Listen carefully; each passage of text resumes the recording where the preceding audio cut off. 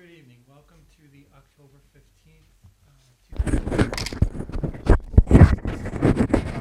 announcing that this meeting is being recorded and can be viewed on Mondays at 7 o'clock on Comcast Channel 8 or Verizon Channel 37. And all meeting videos are posted to the Millis public website under the school committee page. I'd like to do a roll call vote. To my left here. Robin? Superintendent? Yeah. Steve? Present. Denise is at the elementary school building committee and will be here after. We have teacher representative and Sue representative. All right. Jody, anybody signed in for open session? There's not. All right. Then we will go right to Sue representative. There's a home football game this Saturday the 19th. This week is Spirit Week with different theme days, and a pep rally is Friday. Homecoming will take place on the 26th, the Saturday, and tickets will be on sale soon. And picture day is the 24th. Thank you. And for Clyde Brown news, the Clyde Brown playground is up and running. Everyone is enjoying the new equipment. They do ask that the playground be reserved for school use only between the hours of 8:30 and 3:15, and remind folks that bicycles and skateboards are not allowed in the playground area at any time. On Friday, October 25th, our HSA is sponsoring a movie night beginning at 6 p.m. to coincide with the Scholastic Book Fair. Families can bring a blanket to watch Hotel Transylvania in the cafeteria while adding to their family library at the book fair. And in the high school, the school library team council presents scary stories in the library on Tuesday, October 29th from 2:30 to 4:30 p.m. This is for grades 4 and up. The faculty talent show last week was another successful venture, and they raised a lot of money for the grant scholarships. Thank you to all who participated and supported this cause. And the public health nurses held a flu clinic for middle school and high school staff on October 3rd, and they will have one for Clyde Brown staff on October 28th. Welcome for joining us. Most of the time you see us at the table. Now you can join us. Thank you. Mr. Chair, Mr. Catalano. before we get into the action items, do we have the appropriate signage on the Clyde Brown? An announcement of when people can use it is fine, but we should have signage if we don't. Mr. Chair, they're working on Okay. additional signs and also some directions on safety rules, things like that. So additional signage for the playground is in the works. Okay. And that will clearly state the hours of operation, correct? I will double check on that. Thank you. I don't reference it, but also reference no pets on the playground. No pets. Yeah. Dogs going to the various. Mm-hmm. All right. Then we'll go to action items. Consideration to approve the meeting minutes from September 24th. Mr. Chair, Mr. Catalano. I make a motion to approve the Millis Public School Committee meeting minutes from September 24th, 2019. Second. Moved and seconded. Any further discussion? All those in favor? Aye. Motion carries. Next, we'll go to time and learning, MCAS overview and district improvement plan. Mr. Chair, I'd like to invite our Director of Curriculum, Professional Development, and Assessment, Joan Lynn. Good evening. Good evening. Good evening. I am going to try to keep this brief, but I don't want anybody to think that they can't ask questions. So please feel free. I understand that you got this in your packet today. So I'm hoping that a lot of these things will seem familiar because we typically use the same graphs to explain growth. A couple of just reminders that this is the third year for the next generation for grades 3 through 8 for ELA and for math. But this is only the first year for next generation grade 5 science, grade 8 science, and grade 10 ELA and math. They had been taking the legacy, and this was the first shift. So before I do get started, I just wanted to give huge kudos to our technology department. This year presented at times some challenges with having online testing for everybody. And we attempt to run trials, but at the same time, there have been times where we've gotten to that point during the day and something has happened. There's a glitch. The bandwidth isn't great enough, something. And our technology department has just done yeoman's work in being present for everything and to be able to help with making a shift. We often give ourselves within the window of the time to give the test. We never pick the first day, nor do we ever pick the last day, simply because we want that privilege. And this year, for one of the tests in one of the grades, Maureen actually had to shift. She had to shift it from the day it was scheduled to the next day because it was getting later, and you're entitled to have the whole day to take your test if you need it. But at the same time, if we're cutting away those minutes at the beginning of the day, we didn't want any student to feel that they didn't have the benefit of everything. So hence the reason she sent out a letter to parents and just letting everybody know what was going on. And we stayed with the same protocol we've always done. No homework, that kind of thing for the next day. But really just wanted to give kudos, shout out to Dave, to Don, to Darius, as well as Jen Starr for the hard work in making sure it runs smoothly. Just a reminder, we're sort of used to ingrained in the legacy scores and what they meant with the other ones. I just included this here as a reminder for the new categories. We are, for the most part, going to be looking at the two categories, the blue and the green, to the right of that 500 mark there. Those would be the areas of exceeding expectations and meeting expectations. Partially meeting does not mean that the student is in any way failing the task. It simply means that they're not hitting all of those markers yet. And then the not meeting expectations is also generally a very small number of students, but at the same time, certainly ones that we're looking at. In comparison to our exceeding and meeting Millis versus the state, these were areas which we are the blue, and with the exception of 3rd grade and 5th grade, not that 5th grade's a problem, we were just equal to 5th grade, and 52% of the students were in those top two categories of exceeding or meeting. But 3rd grade for ELA, this slide's on ELA, we were 4 points below the state. So we certainly are looking at a focus in all of the grades as to what we did well on, what we didn't do so well on, looking at the individual students, if the students were in any of the risk categories, would that have had an impact on what they were doing and how they could be participating in an on-grade level test. So those are the things that we're starting to look at. And then this is the math.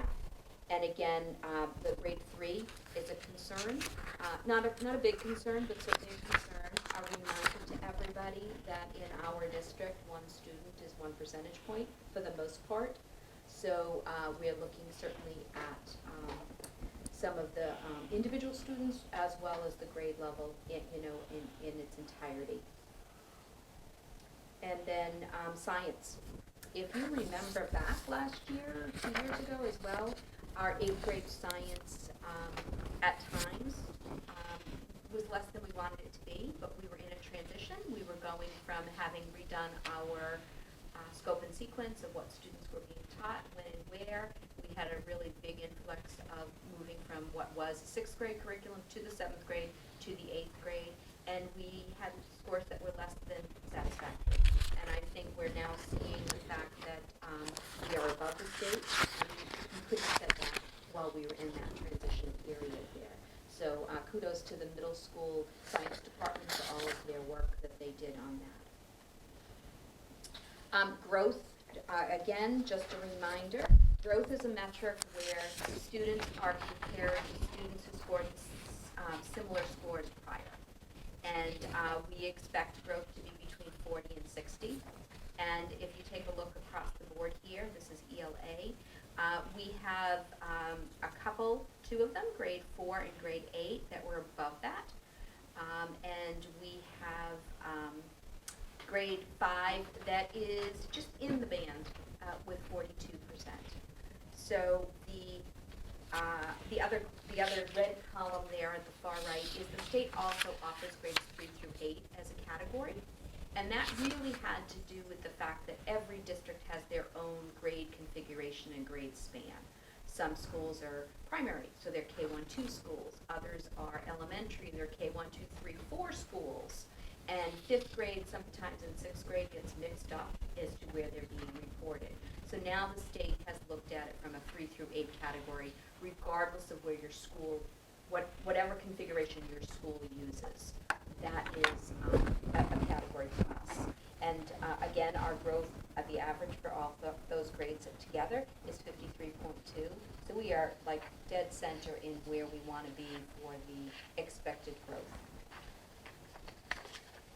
Math, similarly, in the fact that it has scores going from beyond the expectation. Math in 4th grade was a 60.6, so above the expected growth. And then we have, some grade 6 and grade 10 that are in the expected band, but not as high as some of the other grade levels. So it's certainly something that all of those teachers will be looking at. And that actually comes down to individual students, because they get this score as an average. It's an average of what each individual student got for their growth, averaged together, and that's how we get the growth score for the district. These next charts are the ones that we looked at before when they were the old legacy test as well. I'm happy to answer any questions specific to them, but just as a reminder, our goal is to take those red and orange scores that are on the right, those representing the students that are in each of those categories, and our goal is to move them into the greens and the blues.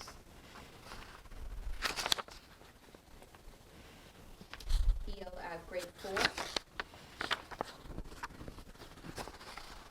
And again, I had mentioned earlier when I was talking about the meeting expected, not meeting needs. Those are the red categories, and clearly our goal is to have no one in those, but we're pretty minimal in the numbers that we do have, which is great. Grade 5.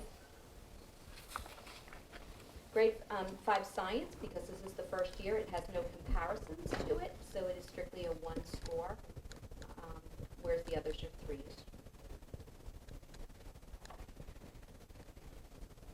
7. Here's our grade 8 science again, because it's the first year, it's by itself, and English and math as well. Grade 10, English and math, obviously again, first year, so they only have 1 score, there's no comparison. And I have no idea why these are taken right from the Department of Ed website, and they didn't have a science graph. So I can investigate that and find out why they didn't have the biology graph for our students and get that for you. Didn't the 9th graders take biology too? Yes, they do. Actually, that's where they take it, is in 9th grade. So, yes. So This is actually our 9th graders took this grade 8 science test last year. No. Oops, Okay. sorry. No, that's fine. That's why I'm asking, because I see all grade 8. I haven't seen a grade 9. They technically list it as a grade 10 test because it's Okay. a high school test. Gotcha. And districts have the choice of giving their students an engineering test, a biology test, or a chemistry test. Okay. And we choose to do a biology test because that's our sequence of our science standards. So even though it is given to our students in the 9th grade, it is listed as a 10th grade test. Okay. And in some of their literature, they have gotten to call it a 9-10 test, 9/, but it is still listed there. But it's just always 1 year off because we're not comparing the same kids. Mr. Chair. Joan, I jumped ahead a little bit, and I before we get into the darts and then exceeding and meeting and percentages, I have a question for you. So when you go to the growth charts early on, where you have all the grades, and you have some that are not meeting expectations, you've identified within those kids who are not meeting expectations, correct? And I'm going to try to put three things together, and if I shouldn't, just tell me. So the kids who are not meeting expectations, do you then look at their standard-based grading and to try to identify, are those kids not meeting expectations lower on the standard-based grading? And if so, what are their kind of performance management or plans of tiers of support? Have they been identified? Are there any surprises coming out of this? Not really. I mean, I can't talk to every student and every score that they got. But in the middle school, Maureen has done an incredible amount of work with our STAR, which is our tiered system of support screener, and realized that it is a really good indicator of how students will do on MCAS. That is not necessarily the same thing for the elementary school because they're focusing on different areas, but for the middle school it is a good indicator. So at any time we look to triangulate the work that we've got. So we would be looking at classroom work, i.e. the standards base that we're doing. We'd be looking at MCAS as an indicator, and we'd be looking at STAR data. So those are the three areas that we'd be looking at. The MCAS came out literally last week, the week before. It was very late this year. So the teachers, we had already administered the STAR to kick off the tiered system of support work that was being done. And so now this is being added into that mix for the discussion purposes, because we want to make sure that we're not just looking anytime at just one piece. Sure. How are they doing on standardized testing? How are they doing on our local assessments and their local schoolwork, in addition to a regional test, i.e. STAR? So those are the three areas that we constantly look at to see. And then STAR is given 3 times a year. So we would then look at it again come January-ish, February-ish, to see if there's any modifications that need to be made. Is there somebody who is kind of caught it, got it, they're ready, they're done, they've mastered what they were missing prior, in which case then they may not participate in a tiered system of support. Thank you. Anymore than they would have been in the first trimester. And the same thing happens in the third trimester. Okay. We have 3 opportunities with STAR to get involved, and we're also looking then as to the implications for where we are with the data for individual students. Okay, thank you.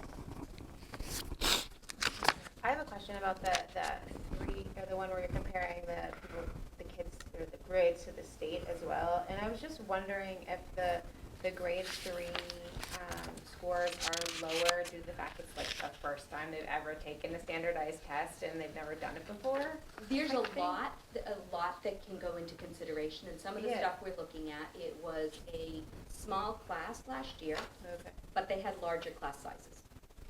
So because we had fewer teachers in 3rd grade last year, I don't know if that's an indicator or not, but it's a why question. Yeah. We're looking at whether or not because they were low in both math and in So ELA. I was wondering if it was just like they've never taken a standardized test before and they didn't. Could very well be. I think one of the things that we need to look at is we need to look at the specificity of each student. Yeah, we need to sure. look at the specificity of classrooms, makeup, what was being taught, when it was being taught, how it was being taught. There was a new model for our tiered system of support last year. Was that a positive? When we're looking at these students, did they show?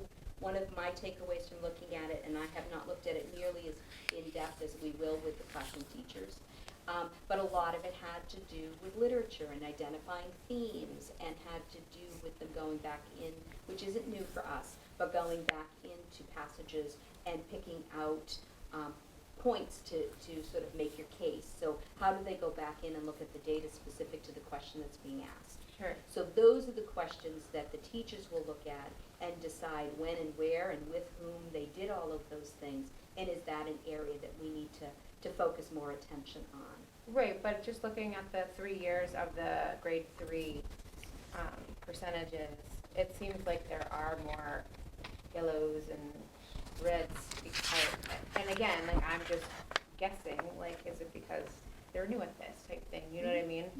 Those are always the questions that we start with, but we don't ever want to use it as an excuse to No, say, sure. so then we want to get into the meat of what it's telling us. Sure. So I think those are all there's a list of whys. Sure. Okay. Why did they get this score? Why did that student get this score? What happened here? Sure. So those are all the things that the teachers and the principal and I will look at. Yeah. It's been Jason in the past. Our interim principal will be joining, but having not had the past experience. So I suspect Elise and I will be more involved Sure. directly with them, whereas Jason would have done it in the past, or part of it anyway.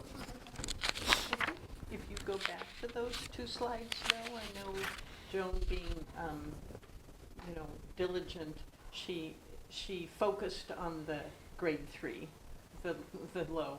But I want to also call attention to the excellent Yeah. results everywhere else. Grade 5 this past year usually is higher, and as we know, Millis has small cohorts of students that vary greatly, but to, just as a benchmark internally, we always say that given our demographics, we feel we should always be at least 5% above the state, have at least 5% more in the top 2 categories than the state average, given our demographics. So that didn't occur in grades 3 and 5 this year, but the others exceeded it greatly. Grade 4 was 14%, grade 6, 13, grade 7, 12, grade 8, 20% above the state average, and grade 10, 10%. And then for math, it ranged again between 13 and 18% everywhere else.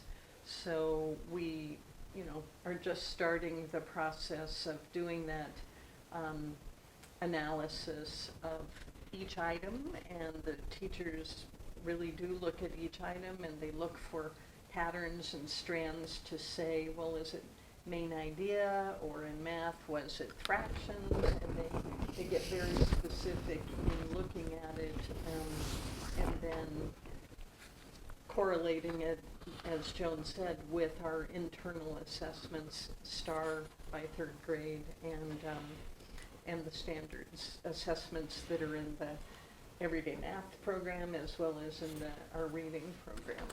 So they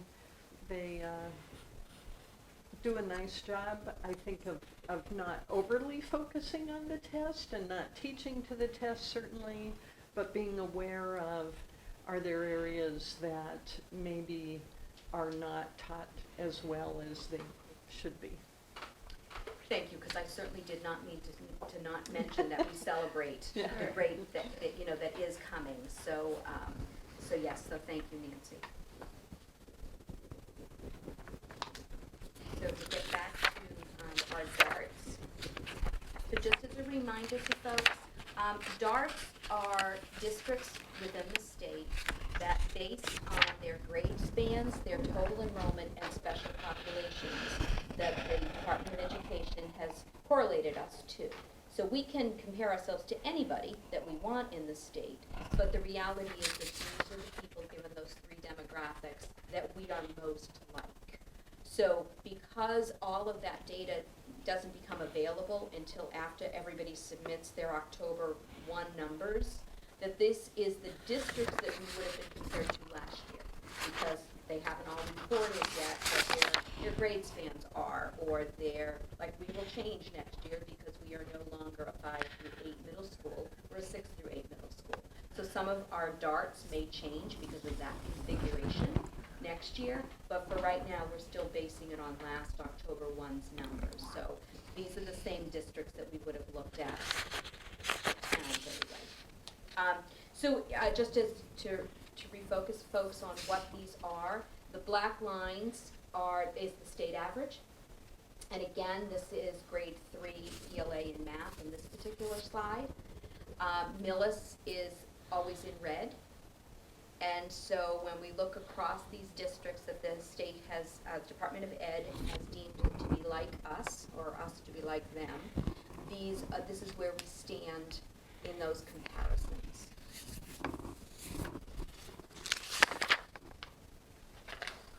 So again, the goal here for us is to have that red marker at the farthest right possible to looking at where we are in comparison. And I'm happy to talk about anyone specifically, but I think they kind of speak for themselves as we go through this. Sean, did you guys have you got a chance, you may not have, or, because I know we also don't normally do it, but just wondering like how we compare these to what they looked like a year ago. So, for example, you know, take grade 5, you know, kind of RELA in grade 5, we're just over, we're kind of on the low end, you know, on math, we're kind of over to the right. What I don't remember, because I just don't have a sense of kind of where we were in the order is last year or the year before, just to kind of see like, are we are, by and large, we're 10, 15% above state average, but when we're looking at where we align to DART, how are we moving and how are the districts we're comparing to moving? So I think we're probably pretty close to where we've historically been, but, and some of it just depends on how a given year goes, but, you know, and for example, I don't remember being as far to the left on some of these and as we You're are absolutely this year. correct. Yes, we have not been as far actually, I was going to say the opposite. I was going to be praising the work we've done to the right of that. I have not. I did not compare it. And part of it is it, when you look at it, the question is, okay, but if we're, so kind of is it because other districts' scores are that much better than they used to be, or are ours are not as good as they were before, a combination of both, just kind of. The other thing, too, to just consider is that the DART districts sometimes are a moving target, given the fact that the districts change. So we could look at it from a perspective of, I remember not last year, the year before, we were compared to Dover-Sherborne. And we were compared because of our grade configurations and how the schools were figured out.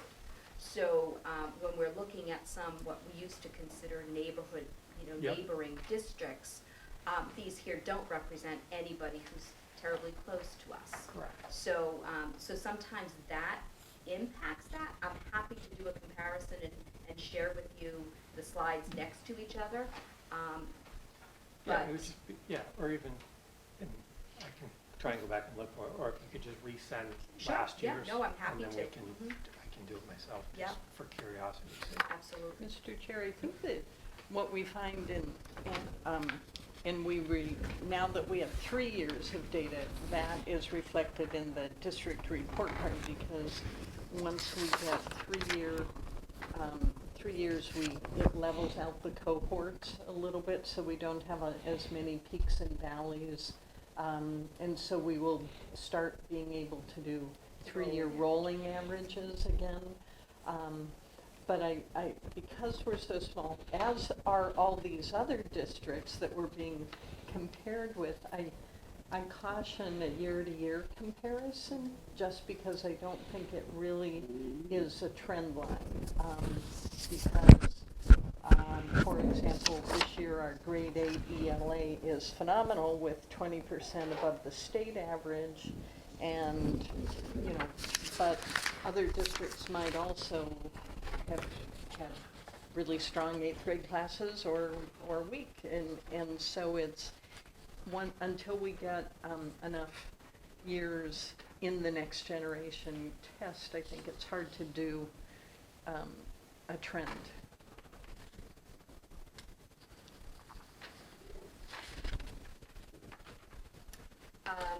So again, Nancy had mentioned sort of the outstanding work that this particular 8th grade class had done and demonstrated on this test.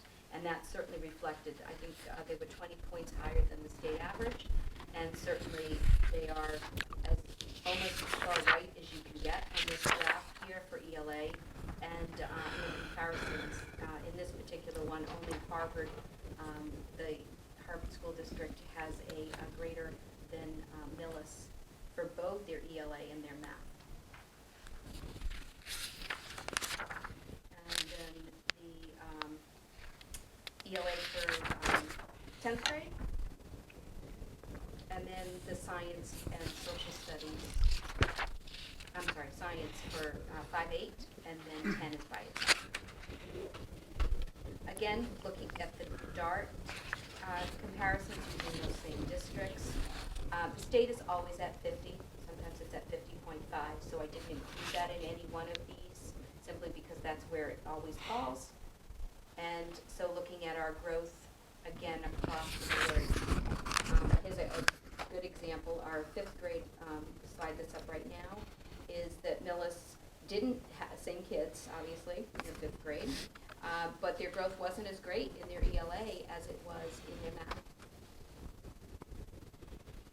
So we have double math Absolutely double blocks of at math. 5th grade. So many variables. And I think, Robin, that gets back to your point, sort of, the variables that do play a part in all of this. Yeah.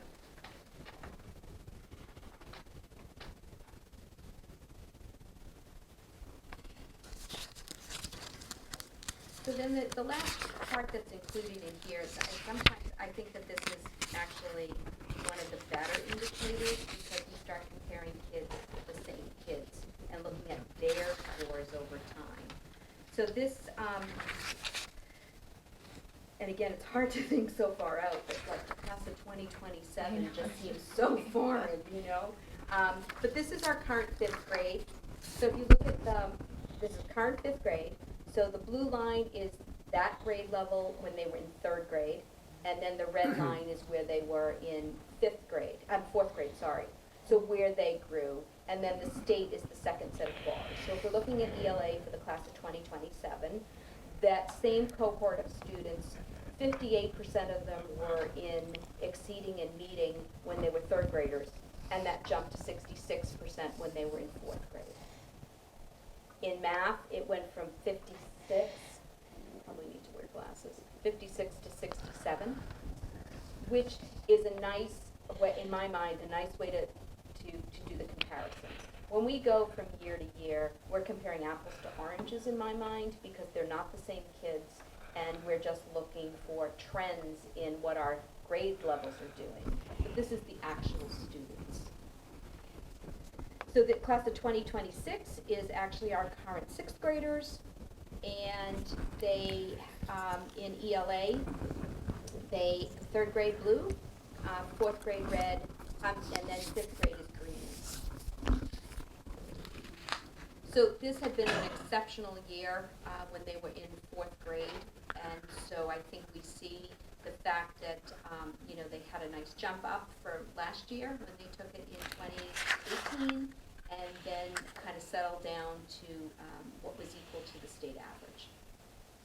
So we'd be looking at that as well, and looking at what sort of happened. Now that we're comparing the same students each year, then we can look at things like curriculum, we can look at assessments, we can look at STAR data. Did we know, or should we have known, because that STAR was an indicator of what was coming? But in their math, they went from 55 to 59 to 66% of students in those two top categories. Class of 2025 is our current 7th graders. And this is kind of interesting too, in the fact that they, in their math, we had some struggles.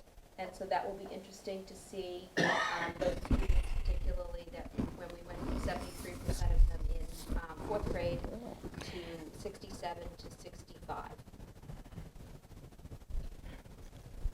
Class of 2024 is our current 8th grade class.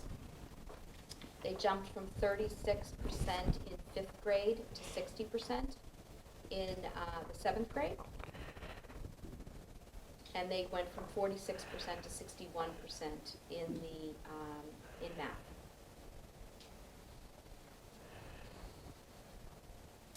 Our ninth graders went from 56% to 72% in ELA, and in math they went from 63% to 64%.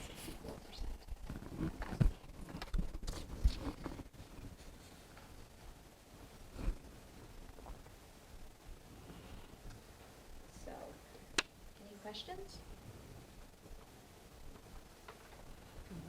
Mr. Chair.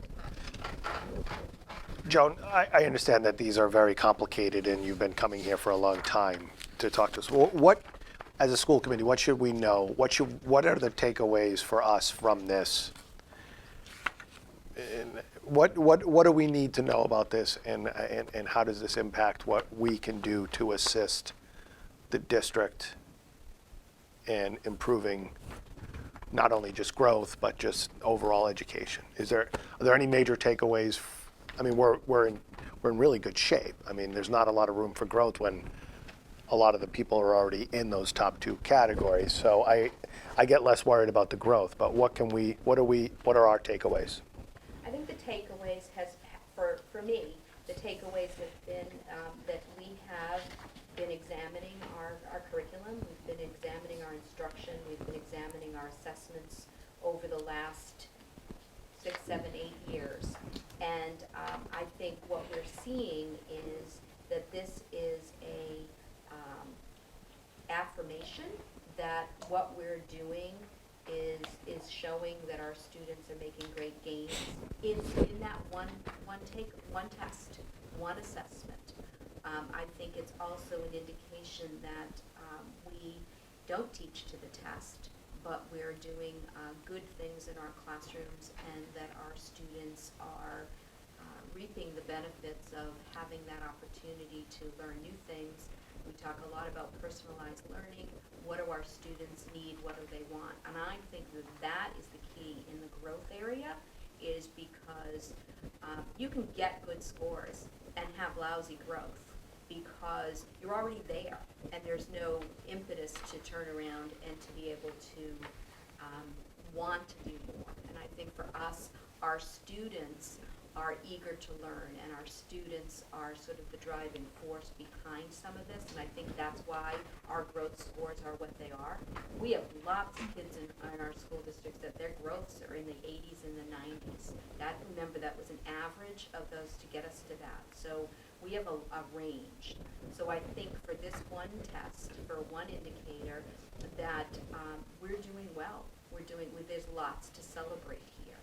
I think it's the patience that you've had every time that we've come here to talk about something that we wanted to do, something that we were, that our belief system was that we knew that this was right for kids. I think we're seeing the ramifications for that. The realigning our science curriculum, reshuffling everything, and the patience that it took while we made sure that we weren't leaving kids behind as we were still planning ahead and continuing to do that curriculum work, I think has showed that our kids are there. And I think as we continue to go forward, are these students college and career ready? Because they're not all going to college. They need to leave here as functioning, ready to meet the world, ready to meet a world that none of us were required to do at 18. So I mean, I think those are the things that we need to celebrate and to look at. And to say, are there things we could do better? Of course there are. Are there things we might look at this do differently? Yes. But the reality is, I think it's an affirmation of the good work that the students are doing and that the teachers are supporting in the classrooms. Thank you. Thanks, Joe. Thanks, Joe. Thank you. 34 minutes and 40 minutes. Perfect. Was Robin's questions. Thank you, everyone. Superintendent's report is October enrollment. Yeah, just. Oh, wait, we're doing, That's okay. No, Let's let's do do the- enrollment first. I forgot, I thought That's Joan was okay. staying up there for the district report. And it's good, you'll note on October, that we have 14 fewer students in district, and that is basically because September is not accurate. So by October, these are the students who have shown up that were enrolled on our books. We have uncovered a few more choice, 4 more of those students are choice, or their families, a couple families have moved out of town and continue to want to have their children educated in Millis, so they're now considered choice students. 1 fewer preschool student and 1 more out-of-district placement. So there should be much less variation November, December, but there's always a real big jump, a change in September because our September numbers are so preliminary. And as I hook up my computer, I'll draw your attention to the district report card that is in your packets. We made copies.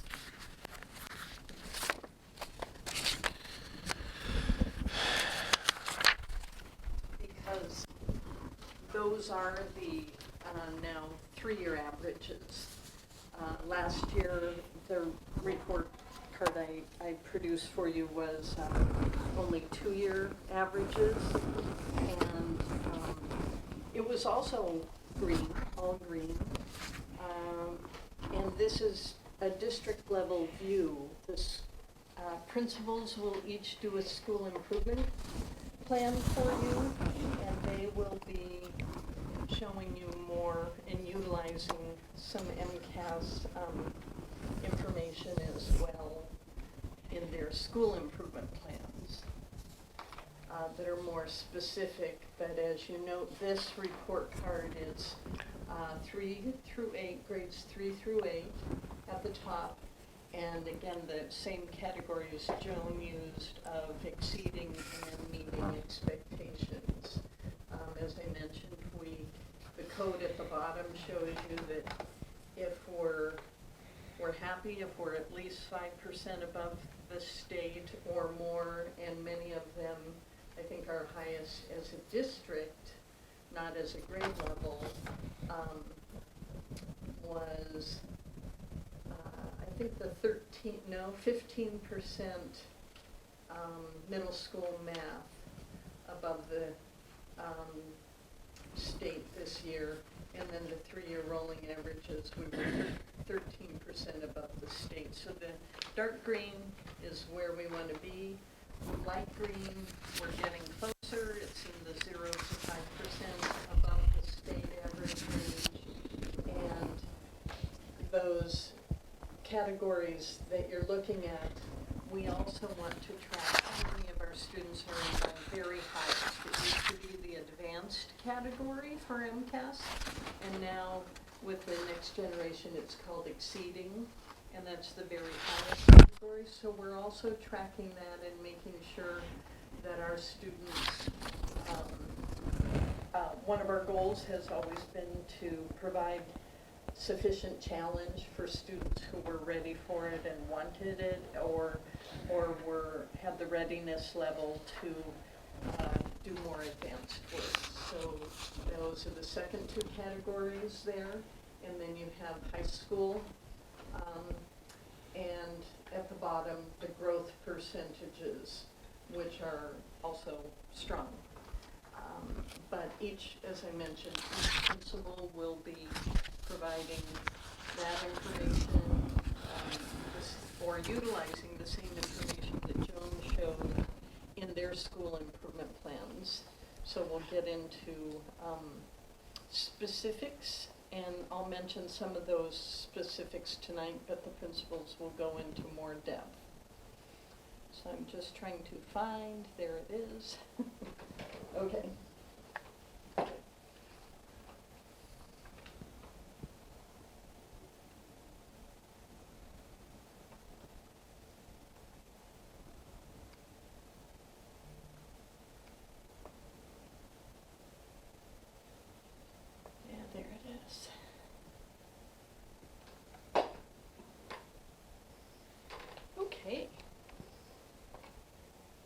So the district improvement plan, we start working on it at the end of the year last year and throughout the summer with the leadership team and during our summer retreat. We are, of course, fortunate that so many areas are going so well in this, but we're never satisfied with that. We are always looking to do even better. I follow for the district improvement plan, and the principals do for their school improvement plans, the categories that are in the state rubric. So it lines up nicely with our evaluation instruments. Our mission in Millis, something I always mention every year, that many, many years ago, I don't know how many, it was created and looked at building not just providing a great education, but allowing students and encouraging and supporting students to become leaders who will contribute to a changing and complex society. So it's a very forward-thinking mission. Millis is a leader, and each year I highlight a couple of those things. Tomorrow, Maureen and I are going down to Washington, D.C. because we've been invited to be one of 3 districts in Massachusetts invited to join the League of Innovative Schools through Digital Promise. And I have a slide later on that explains what Digital Promise is, but it's an honor for us. The other 2 districts are Natick and Andover.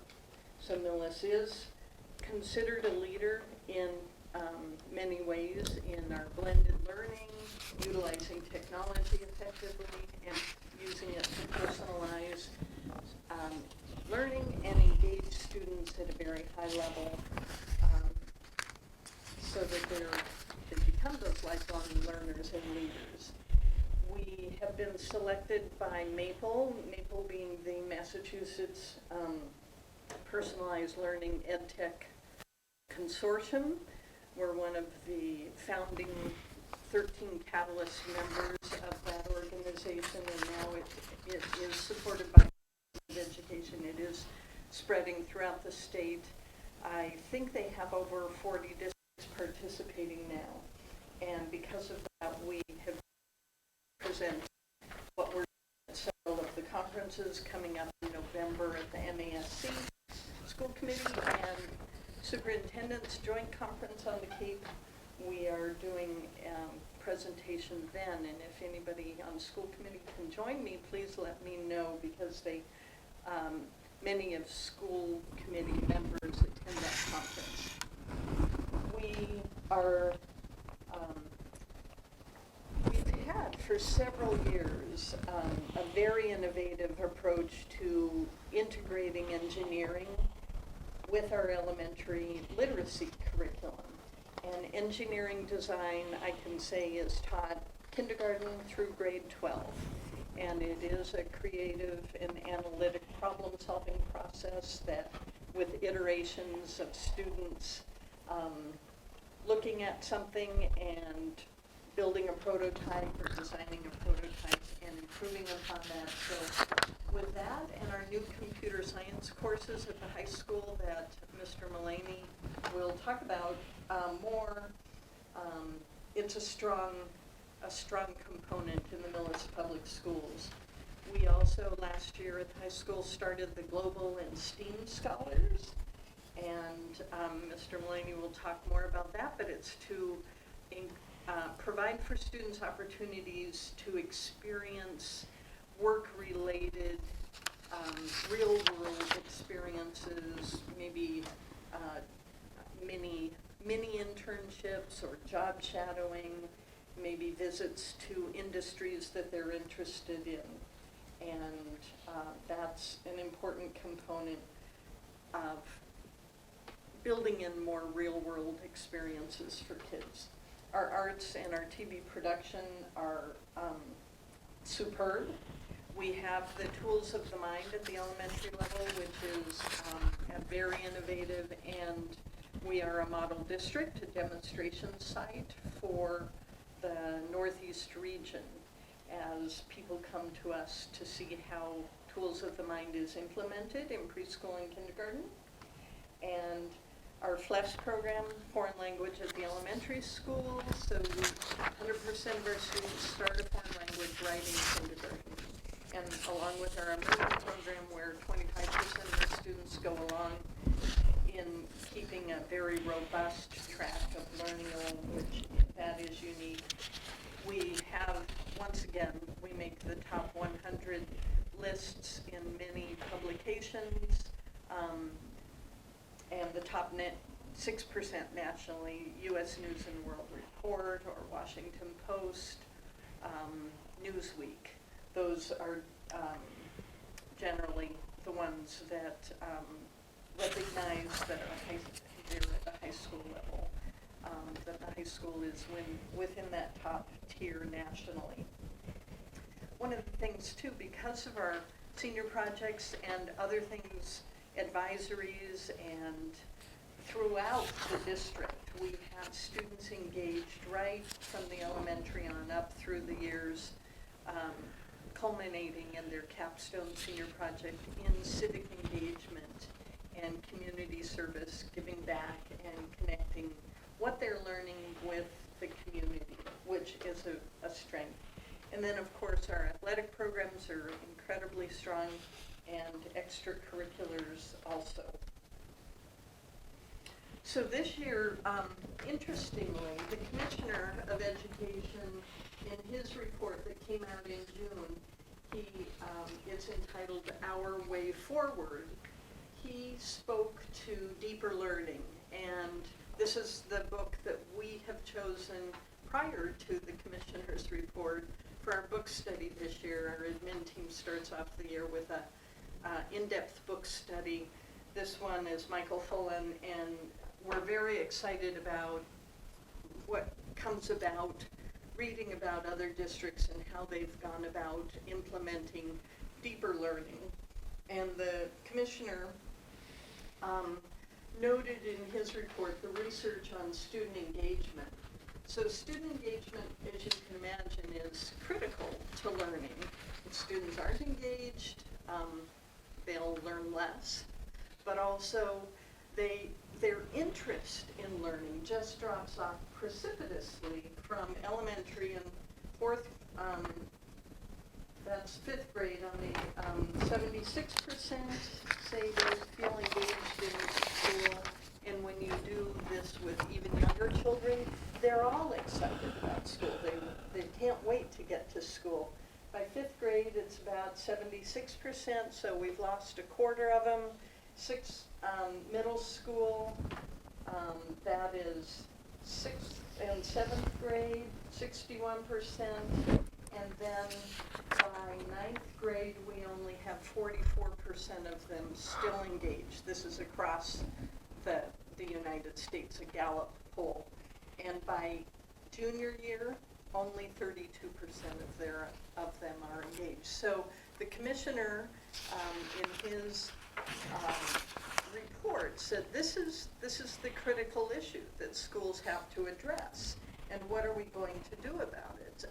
It just so happens that some things that you intuitively might have known, but boys are less engaged than girls in school usually. Lower income students less engaged than higher, and Latino and Black students less engaged than white and Asian students, contributing to an achievement gap in Massachusetts as well as elsewhere. So what we looked at, and what I spoke to on the first day back for teachers, is looking at, okay, we think in Millis, teachers do a really nice job engaging their students. They connect with their students well, they build relationships well, and I walk around and students are learning and engaged in learning, but can we deepen that in the deep learning, taking learning deeper, making it more relevant to real world situations, giving them those 21st century skills. So we are talking this year about going from even engagement to empowerment of students. And how can we empower students to own their learning, be involved in it, and use it in the world already, even if they're only in first grade? And part of what we're doing, as we talked about Maple as a very wonderful organization that we're one of the brights, they're an official bright spot is what we're considered, and they will be producing a report that for us around that. They have 6 areas that they talk about, and the ones that I put stars next to are the ones that I think we're pretty strong in. Technology, Millis for years has had strong technology, one-to-one initiative that started 8-9 years ago, and in 8th grade and up through the high school, and now with the new building project and supported school committee in the town, we have one-to-one basically everywhere in Millis, so that technology is there and available, and teachers are very adept at utilizing it well in a blended learning environment. So it's not, of course, not plunking a kid down in front of a program and having the computer do the teaching. It's building personalized learning pathways for students, and that's what we're working a lot on, and teachers are doing a really great job. So the flexible learning environment, especially with our 4-2 building, that is built in. But even if you walk around any of the classrooms or ask your kids about it in the middle and high school, there is comfortable seating, flexible seating, a lot of movement. The environment is no longer rigid and impeding the collaborative problem-solving work that our teachers are doing with the kids. And the personal connections, the relationships are very strong, and teachers really do a phenomenal job connecting with students and building community. So the other areas we've been working on last year, every student in every grade level, in every subject, had a personalized learning profile that teachers built with that student. And then from that, and those include interests and aspirations and goals, and a little bit of learning style, what the student thinks are the best, what the ways they like to learn best. So through surveys and questionnaires and writing prompts, they give input to the teachers, and the teachers build the personalized learning profiles, and then from that, teachers adjust how they're teaching, and maybe, ideally, building personalized learning pathways into Google Classroom, or it's learning with resources for somebody who's, okay, this was easy, I've got this. There are resources in there to take them deeper or further in that concept. Or if it's a real struggle for me as a student, there are resources to reteach and relearn it, or link to Khan Academy, review this, little quizzes. It's all built in, but of course the teacher's very active in this process as well. So they're not just, it's not just the software doing it, it's a blended environment. So that's, sometimes if you hear about personalized learning and the criticisms out there, often the criticisms come from just overutilizing and relying on adaptive learning software programs that don't involve a teacher. But we've always, from the get-go, had the philosophy that it's utilizing technology is important and it enhances, but it cannot replace good teaching. So that's, and then competency-based progressions. We do have some students, if they've mastered all of 6th grade math, we work on, okay, what are we going to do? How are we going to challenge that student and have them attend a different class? And because of middle high school, we've been able to do some creative things for some students, but then that's not always possible, so the differentiation comes within a classroom. So that's the basic philosophy of what we're working on.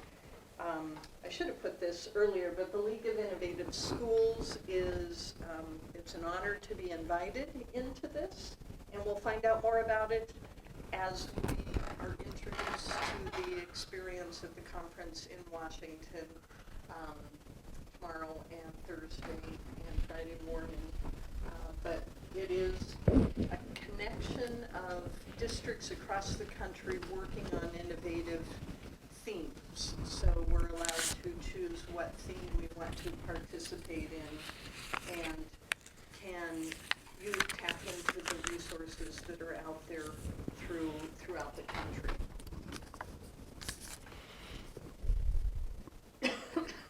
As always, social emotional foundations are essential. Kids are not able to access learning or learn if they're not able to function socially and emotionally in school. And so Millis is, pardon me, also a leader in the fact that we do, just like we do the STAR assessments 3 times a year, or at the elementary it might be a combination of STAR and Ames Web, 3 times a year for our tiers of challenge and support, because it's not only the kids that need more support, we're identifying the kids that are ready for a lot more challenge too, and trying to address that within the classroom. We do that, we screen 3 times a year at every single grade level for every student, socially and emotionally, for checking for 4 at-risk factors. And then there's a dialogue around that if, and just like for academic tiers, the social emotional curriculum happens in every single classroom and integrated a lot into, especially in the middle school, integrated into the literature that they're discussing. So it's not a separate, necessarily a separate lesson. At the elementary, we do have the OK Circle program, and they do, they have set lessons, but we try to integrate it a lot more as well. And then middle school has huddles, et cetera, and team time, and a lot of different ways that they integrate it so that kids are able to access learning. They're not so concerned with other aspects that they, we want them socially and emotionally to feel safe and supported and strong so that they can then learn as much as possible. So that is, of course, ongoing. For specific, you have the full district improvement plan with lots of action steps in that, that we, some of them are just ongoing and we're deepening our work. And that's another thing, we try very hard to not overwhelm teachers, but take what we're doing and deepen it. So student engagement and involving students in goal setting and having conferencing with students to bring them into the goal setting process of, okay, you're doing great in this area, but what do you want to set a goal on? What do you think is your next step? Those are, so that's engaging them in their learning, getting them to own it. But now we're trying to deepen it a little further and empower them to be more active agents of maybe determining what they want to tackle next in a topic. So, whoops. So, curriculum goals. We always have a lot of curriculum work going on, and we're finishing up the social studies. You heard from Marianne and Kelly Rao the changes in social studies to align to the state frameworks. We're finishing up a math revision and always revising. Those are the two main areas that started last year. So we're finishing those, and we're going to begin Spanish this year because it hasn't been looked at in a long time. And we are always working on developing more innovative ways to address STEAM. The makerspace over at Clyde Brown is great, and they're really having a blast utilizing that and doing. Pat Grantelli and Laura Doherty collaborating with classroom teachers to do a lot of design process in that lab. So we've, for 2-3 years now, we've been unhappy with our grade 3 English language arts results. And I think it's time to look at having a full curriculum audit. Joan and Jason Phelps have last year tried to do a review. They're compiling a report, but I think it's time to have an outside set of eyes, or several sets of eyes, perhaps a team come in to do an audit of what's happening K to 5 for English language arts. It's interesting because kids end up doing really well, but for whatever reason, and Robin, you brought up a good question, we have not been able to identify what is getting in the way of having stronger, a higher percentage of kids reading on grade level by grade 3. Is it background knowledge? Do we need to beef that up? Is it a phonics? They need a stronger phonics component than our current series has in it. All of these questions that have been floating around for the last couple of years is I think it's time to say, okay, we have a lot of information, we have a lot of data, but let's have an outside set of eyes come in and take a look at the instruction, take a look at our curriculum, and see what they think.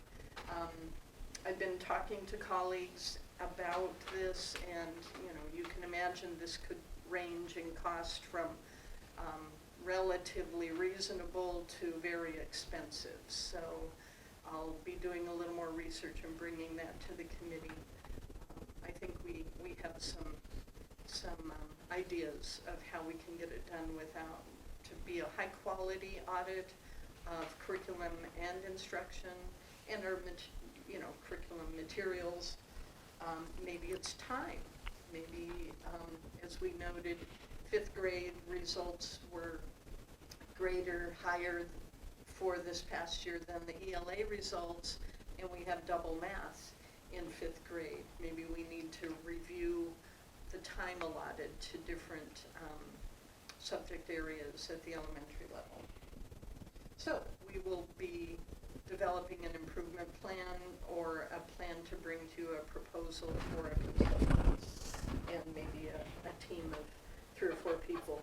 There are districts who ask for volunteers from other places to come in and do this at a very minimal cost, but I think it's worth getting some very high quality, unbiased view, because there's a lot of opinions about the right kind of literacy instruction that should be taking place. Some people, are big proponents of whole language, and some stronger phonics, etc. And I think we can pull together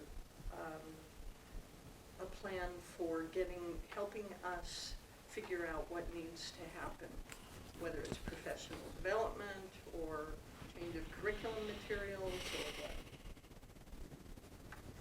Our standards-based assessment is continuing and developing proficiency levels that will be published and going out to parents this year for all the standards-based standards. instructional leadership. I mentioned the personalized learning pathways and profiles that teachers have been working on, differentiating for more challenge and support within a tier system. And again, learner connectedness, engagement, and empowerment is an essential piece. Standard 2 is our management and operations. There's a lot going on with the Millis conversion, but we're hoping to do a little more budget forecasting and analysis. The capital plan is now moving forward and in a lot better shape thanks to the CPC, the Capital Planning Committee. So we'll be continuing that process, and there are several things happening, capital improvements this year, and town meeting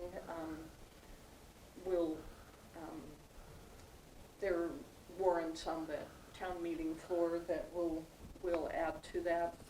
And then the building project, although mostly complete, there's still a lot going on there. So that's still taking up quite a bit of our time. Standard 3 is community engagement. We've been working on, I don't know if you noticed, the middle school newsletter today came out with a new format. We're trying to make it more visually pleasing and easier links for improved communication. We'll be doing several surveys. The school site councils usually engage in surveying the parents, and we're always looking to increase our community engagement and partnerships. Riley Dunn, who is here tonight as our teacher representative, and her team have done a phenomenal job with the 21st Century Careers Fair. And through that, we've built partnerships with companies and businesses and individuals in town to help our students with that career component and learning more about careers. So that's, I think, been a great success. Professional culture is the last standard. It's, I think, a strong positive in Millis. All of our staff have high expectations for their students. They, as I said, they connect well. They are, to a teacher, invested in trying to improve what they do to reach and teach students. We will need to recruit a superb elementary principal. I have to say Joe Russo has been doing a wonderful job. His communication with staff is excellent, and things are rolling nicely with the interim principal, and we're glad to have him. But he is not interested in doing this forever in his retirement, so we will be needing to look for a new elementary principal. And as always, we look for ways to build a shared commitment to vision and gain input from the community. One of the ways that I'd like to do that is through a portrait of a graduate process, profiles of a graduate. Have you done that in Needham? And so, yeah, let's chat to see. I'm aware of many other districts who have done it. Bob Mullaney is interested. NEASC is now in their process building in the profile of a graduate into their process. So I think that's a nice way to make sure we're preparing kids for 21st century. So our profession, as always, exists not only to improve lives, educate students, but to improve society. And I think our kids in Millis graduate with that whole child being well developed, character, all the components that they need, citizenship. And one of the signs, the banners over at in the lobby of Clyde Brown is one of my favorites. Imagination encircles the world, and truly, if students leave school less curious than when they started, we have failed, because that curiosity and love of learning is what's going to carry them throughout life. So, are there, I know that's kind of there's of course a lot more information and details in the district improvement plan, but I'm happy to take any questions. I think this was helpful and a nice reminder, I think, between the MCAS presentation and this of, you know, a lot of times it's easy to get caught in the weeds in the day-to-day and to take a step back and just see overall how well this district runs and how well and successful kids coming out of Millis schools are. It's good to just take a step back and see that every now and then. I agree. Well, thank you. And, you know, it's not that we ignore MCAS, but we do view it as one indicator. We're pleased that the next generation MCAS is supposedly, and I think actually is, more rigorous than previous, but our students have been able to apply that knowledge in ways that will serve them well in life, not just on the MCAS. So by focusing on what we do, we ran a risk of really tanking on the MCAS, and that has not come to pass. But it is just one indicator, and I think that everybody, we appreciate that the school committee and the community seems to get that they're not driving for, you know, some excellence only on standardized tests, that there's more to developing kids and having them grow up to be productive citizens than that. So thank you. Thank you. Thank you. And then if the committee, you know, if anybody has more specific questions on the plan itself, feel free. It's you know, iterative and a work in progress. Thank you. Thank you, Nancy. Next up on the agenda is, under the chairman's report, is the radon, is discussion on radon testing.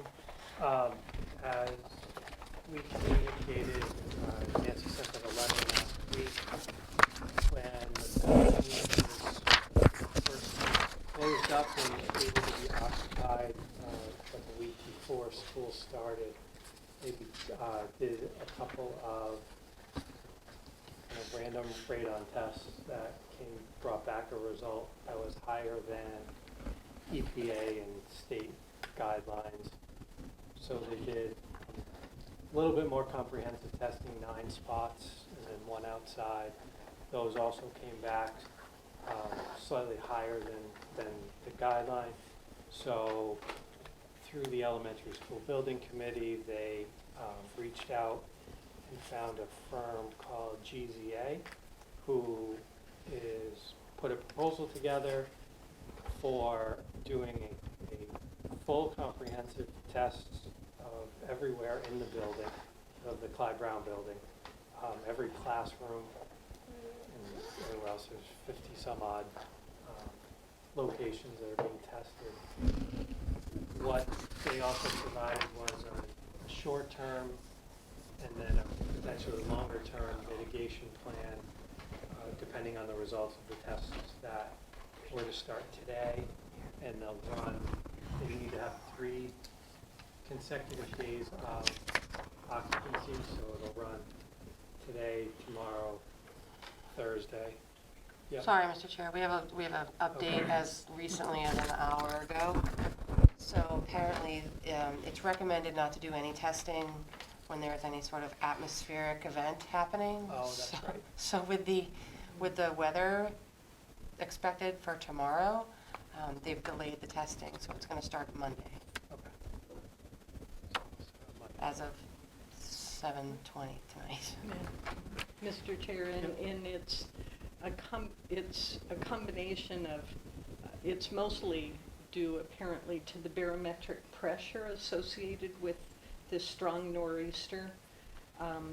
So even though rain is forecast for next week as well, it's just rain. It's not part of a notable weather event is what they said.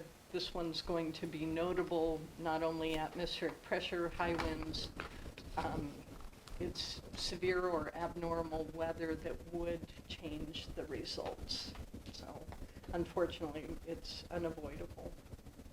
So that'll happen next week, which will push the results out a week. The short-term mitigation is they're gonna use the HVAC system to increase the pressure in the building until they get their test results back and then begin the full mitigation process. Now the results that came back were predominantly in the 4 to 6 range. 4 is the kind of maximum EPA level. It would, as we went to the Board of Selectmen meeting last week, as was identified there, for immediate concern, it would take a reading of 100, so we're well below that. In fact, everything we're doing, even from the initial test through mitigation, is completely voluntary and not actually required. There's no mitigation requirements or regulations or testing regulations at either the state or the federal level, even though it's recommended. It's not required. So that's the update on that. The testing couldn't have been done over the summer or well in advance of the opening because you needed the building closed up and finished and occupied before you can do the test. Otherwise, it's a useless test and they would have to redo it all over again. So there was no way anyone could have prepared or predicted or planned in advance. There's no best practice or even non-best practice for any building architect, project manager to preemptively put some type of mitigation structure in place before you get the test, because the idea of putting something in, of mitigating something that you don't even know exists, is a complete waste and unnecessary. So it couldn't have been prevented for in advance. So we're doing exactly what we should be doing, and the health risk is nominal to zero, especially in the short term that we're talking about of, even from opening to when we're done, 8 weeks. Anybody else have any other comments, questions on that? Any other update from the SBC on that? No, that covered it. Anybody have any other questions on radon in general in the area? Mr. Chair. Yep. We did reach out to GZA to see what preliminary testing for this building would cost as well. Just similar, what they recommend is similar to Clyde Brown, a few tests. And with the proximity of the building, although there are so many variables that can affect radon, and apparently radon can vary day to day and fluctuate day to day as well. But we thought it would be wise to see what the levels are in this building with some preliminary small-scale testing. So around the quote we got was approximately in the range of 2,500 to 3,000 for some very preliminary testing. The only thing I would add that came up at this evening's ESBC meeting, just for relevance to Nancy's point of proximity of the buildings, before building of the new school started, they tested the old facility for radon, and it was negligible. Everything was under 1. So I think I agree with moving forward and doing testing in this facility, so that we can see if there's anything that we need to address, but there was nothing in the old Clyde Brown School. And just so, just in terms of cost, so the cost of the full-scale test being done at Clyde Brown, it's in the $25,000 to $35,000 range, which includes the short-term mitigation plan and the long plan. So the 2,500, 3,000 isn't that much comparative, and even if in the event we needed to do a bigger test, that's so all in, we're looking at 35 to 40,000 if we had to do the second set. I personally would agree. I think it's worth doing the test just to be ahead of it. I don't think we have an option not to do the preliminary test. I think it's the most prudent thing to do, and the cost is small. We can afford that, and I think we should move ahead. I think we would agree with that. If the committee's in agreement, we can just do that. We would, we won't suggest, we will tell you, because I had the conversation with ZA this afternoon, that we would wait to do the testing until after the work that's associated with the energy grant is done in this building. It'll be about a 3-week time span. It will all be on the first floor, and one of the things they want to do is obviously not have, the building being disturbed, and part of that work does have to do with sealing some windows and providing some insulation. So if there's a problem, we would want that work to be done as well before we did the test. So it won't happen immediately, but it will happen as soon as we can do that. Mr. Chair, I make a motion to authorize the school business manager and director of operations to conduct preliminary testing for radon in the middle school, high school, when, As soon as feasible. as soon as feasible, yes. As soon as feasible. They say up to $5,000. I'm sorry, did I not give a number? Up to $5,000. Second. It's been moved and seconded. All those in favor? Aye. Motion carries. Anything else on the radon? All right. Then we'll go to correspondence. Mr. Chair, there were some nice articles in the Millis Midway News on the opening of Clyde Brown and the ribbon cutting ceremony, and all of the wonderful aspects, wonderful ways that that building supports very dynamic, creative learning. The Merit Haunted Hayride is coming up, and our middle schoolers are also busy creating scarecrows for the scarecrow contest.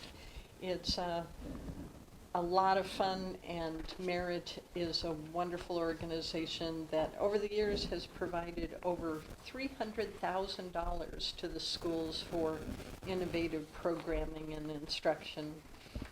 The Nutcracker is, the casting is happening, and the rehearsals are starting for that. Then 2 other articles on 2 of our student athletes that were our lovely Mia Berzocco, who was down doing the Dig Pink, and last I saw they were doing well in their volleyball, and then I'm blanking, Brian Kane, a nice article on Brian. Mr. Wigan has included an article for your reading about the shortage of bus drivers across the country, and how one Some school systems are addressing those driver shortages. And then Mr. Mullaney has provided the announcement of the AP Scholar Awards. Oh, one last thing. We had we had surplus furniture that we were donating, and that it went to Sierra Leone. So it was 14,000, a little over 14,000 pounds of school furniture, 286 pieces that have now been found a home and are benefiting children in Sierra Leone.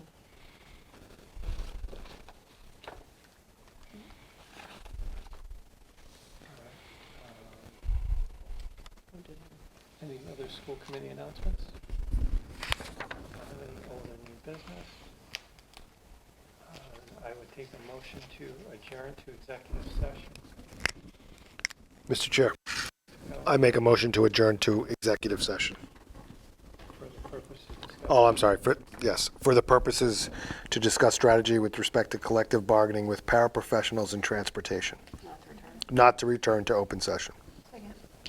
Executive session's a roll call vote. Carrie? Aye. Robin? Yep. I'm an aye. Steve? Aye. Denise? Aye. Motion carries. We will not be back until our next meeting on October 29th.